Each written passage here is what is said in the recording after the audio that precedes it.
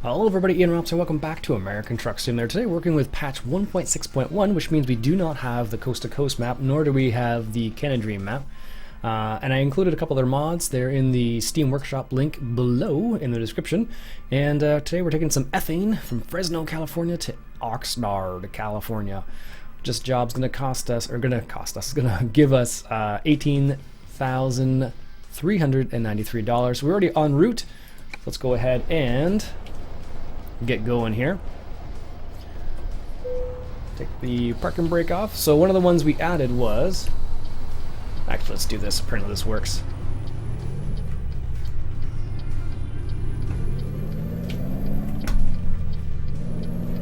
There we go.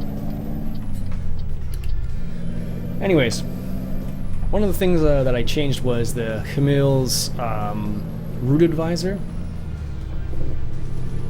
And the reason why I changed it out to that one as opposed to the one we had before was because the one we had before didn't work with this latest patch, but this one's also on Steam Workshop too, which is nice. So that's the reason why we're working with that.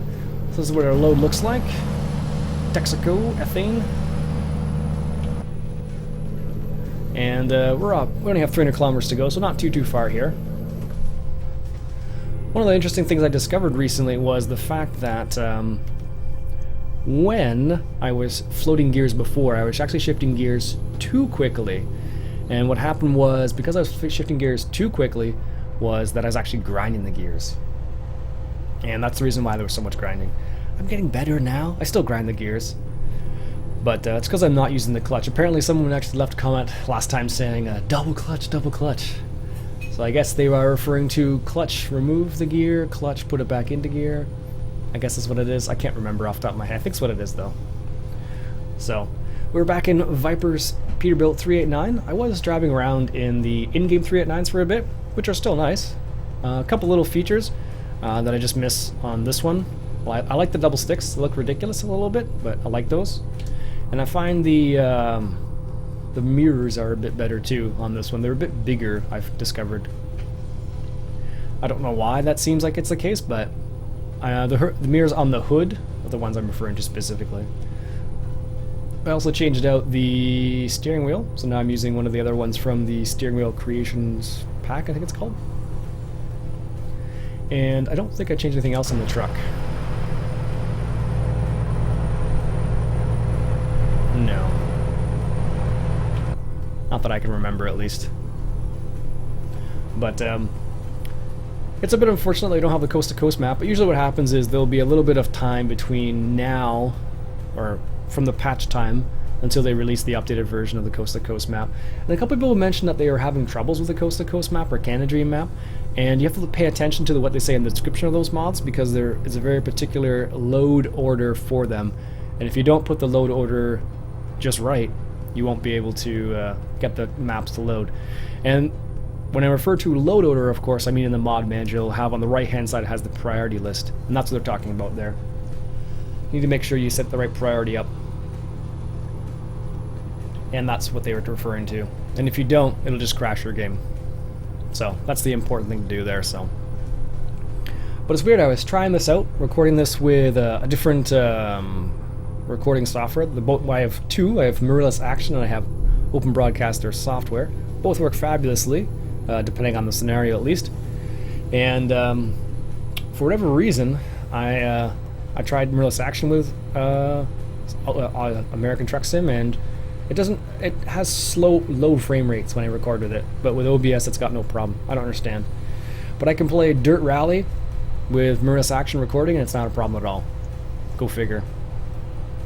There must be more going on. I don't know, it might be the mirrors or something, I don't know. But there's definitely something that prevents it from getting, like, I don't know, making it, slowing it down. I'm not sure. There must be a reason, but I don't know what it is off the top of my head. So, anyways, we're back in the vanilla states, so to speak. We don't have any choice here in this context because of the patch, of course. So patch 1.6 brought a couple of interesting things. Lift axles to trailers. I don't think this trailer has a lift axle. No. But lift axles to trailers, as well as the way stations. You have a little there's a little, so see where in the middle of my windscreen is? Just off to the right there you would have a little machine that basically tells you whether to pull into the way station or not. This hasn't updated to it yet that I'm aware of, but I'm sure there will be an update soon enough for this truck where that actually includes that particular feature, because Viper seems to do a pretty good job of updating stuff for the game itself. So, but it should be kind of cool to see what happens with that. I've actually used it a couple times. It's basically all it does is just beeps. It's realistic, but doesn't really add much. Doesn't really change the way the way stations function at all. Just instead of it coming up on your screen, the little machine beeps and says, "Okay, you need to pull it in," and that's all it is basically. As far as I understand, there may be more to it, but that's it. One thing you can definitely notice though is if you compare this to, like, let's say the Canadream map or the Coast to Coast map, is you notice that this map, or these states I should say, have a lot going on in comparison. Like, there's rolling hills, there's trees, there's gas stations, there's a lot more stuff. Whereas in the Coast to Coast and Canadream, there's not as much. Now they are working on it, so they'll definitely add stuff to it. And as they add more things, it gets more interesting. Like, the very first time I looked at the Coast to Coast map, it was like nothing. It was a one road that basically went from coast to coast, and that was it. And now they have added a lot more. Way, way more. So it looks pretty good now.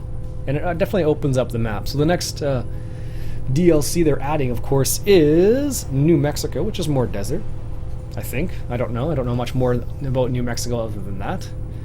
But I suppose the reason why they're doing that is just because they have the assets, which I'm sure I've mentioned before. So I'm trying to figure out whether the steering wheel actually matches this truck. I feel like it doesn't. I feel like it's too modern for that, the back of the dashboard there, which is wooden, I guess. I think before it had the Excalibur wheel with a wooden finish, so now it just looks a little out of place, the steering wheel. But say la vie. Oh, interesting little fact actually. If you got the Valentine's Day paint job pack, it actually included a steering wheel and some cabin accessories in ETS. So it's kind of interesting that they actually did that. So it's kind of neat. You can have like a couple more options essentially. What do we got here? Is that a closed road? Nope. Looks like it's not a closed road at all. Some nice hills over there. Waiting to see some classic cars here.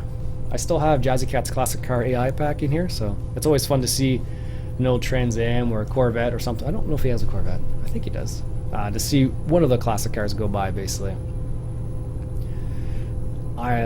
It's one of the fun parts of it. At least for me. Maybe not for you. I don't know.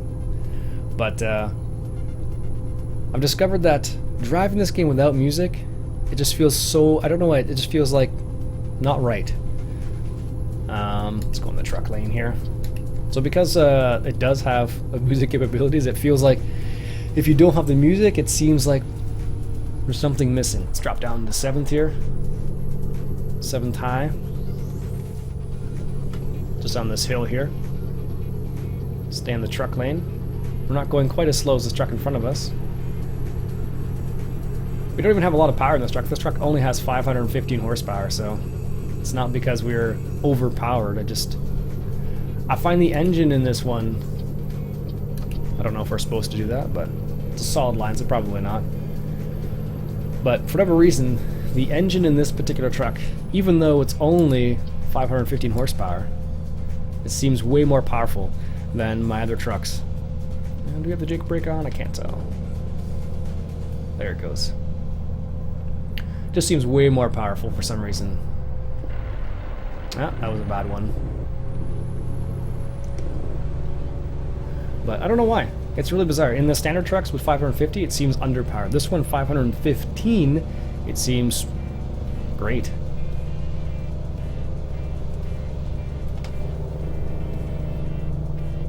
Cop just passed us. We're not quite speeding yet. Well, we definitely are speeding, but we never get a ticket on the nice new Mustang there. Oh, here's our turn up here, looks like.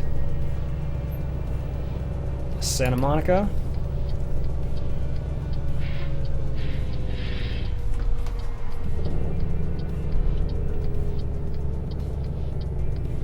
Drop it down.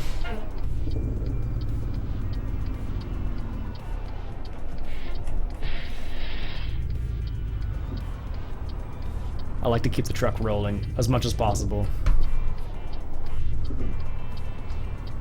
because I find it's easier to start the truck when it's still rolling, as opposed to from a complete stop on a hill.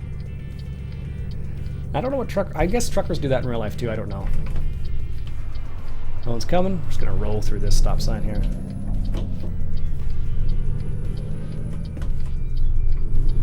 There we go.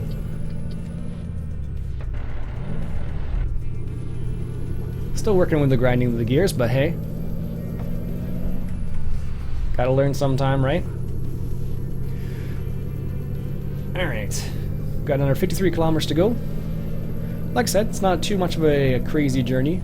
That's way too high. Ooh, see that SUV cop?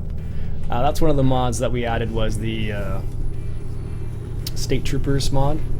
Basically change all the State Troopers to the appropriate model, so I don't know what that is. I'm not from the United States. I've never been to California, Nevada, or Arizona, so I have no idea what they're supposed to look like. But for me, Crown Vics look perfectly fine for everything, but it is not the case, and someone went out of their way to make the change so that they are the appropriate ones, which I can relate to, which is one of the reasons why I like driving around in the Canadream map, because that's what I'm used to, right?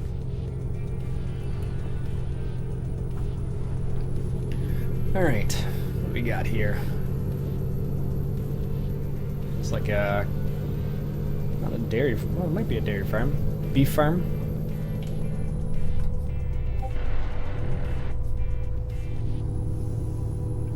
Alright. I think we're good in fuel still. Yep. Probably should get fuel on the way back, mate. No, we're still okay.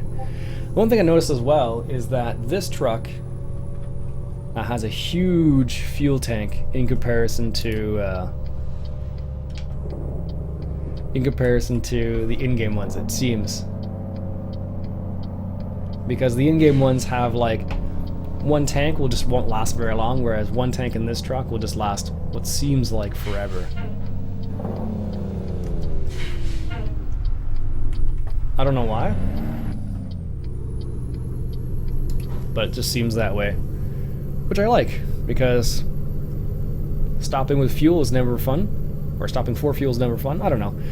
Apparently they changed one of the fuel things. I don't know if it's in both ATS and ETS, but I know they made the change so that there are more places to fuel your truck than before. Because before there was no, you can only go to one spot, whereas now they changed it so you can go to multiple places. Alright, this is our stop here.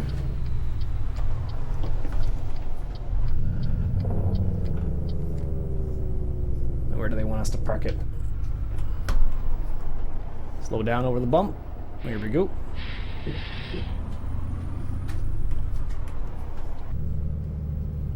Here's our stop right here. So I just have the parking on the medium parking. Mainly because when I'm playing, I'm often recording, so it's better for me to have just an easy parking job, or otherwise it would just take forever for me to park sometimes, because I am not an amazing parker. Even with the easy ones, I still mess it up sometimes, as we just saw. There we go. Straighten it out. That should be good, I think. So everybody says. There we go. Perfect. Parking brake. Detach. Let's see how we did. 410 kilometers. Excellent. Took us 5 hours, and apparently we consumed 209 liters of fuel. Long distance delivery bonus? Really? Okay. Wasn't that far. And we're still instructor, so there you go, folks. Anyways, my name's Iain Robson.